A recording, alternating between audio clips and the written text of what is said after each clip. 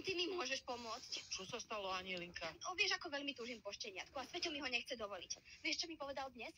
Že by som ho nevedela ani nakrmiť. A vedela? Jasné, dala by som kostičku. Anielinka, ale to je veľmi nebezpečné. Kosť by mu mohla uviaznuť v krku. Šteniatko potrebuje vitamíny, aby bolo zdravé a vyrastol z neho silný pes. No, tak potom by som mu dala ovocie a zeleninu. Ale zeleninu ti nevie. Aj keď... Čo aj keď? Kikot, musíš mi pomôcť. Pripravíme si psí smiley chrum. Na psí smiley chrum potrebujeme špaldovú múku, nastruhanú mrkvu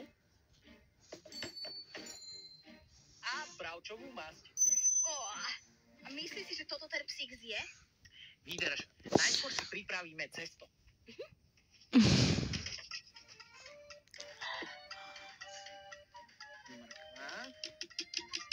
Mrkva.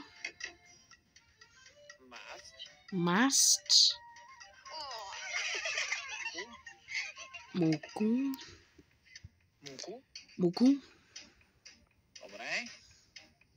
Dobre. Dobre. Anielinka. Dobre. Dobre. Cesto vyvaľkáme. Dobre. Dobre. Páči sa? Dáme tam múku. Táta tú múku. Ešte trochu. Ideš na to. Ideš na to.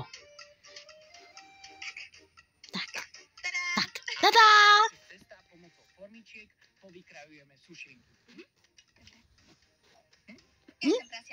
Ja som prasiatko. Položíš, Ja som prasiatko. potlačíš a sušenky si dáme na plech, na ktorý sme si dali papier na pečenie. No výborne. Teraz si dáme sušenky piec do vyhriatej rúry, cca 25 minút na 160 stupňov. Super, tak môžem ísť zavolať Sveťa a dokázať mu, že sa viem postarať o zvieratko. Jasné. Jasné. Poď, Sveťúšik, poď. Ale Anielinka. Tada. Tichot. Sveťo, už sa upiekli naše psie smiley chrumy? A ty si ich nevybral zo smiley rúry? Ja nie. Kde sú naše psie smiley chrumy?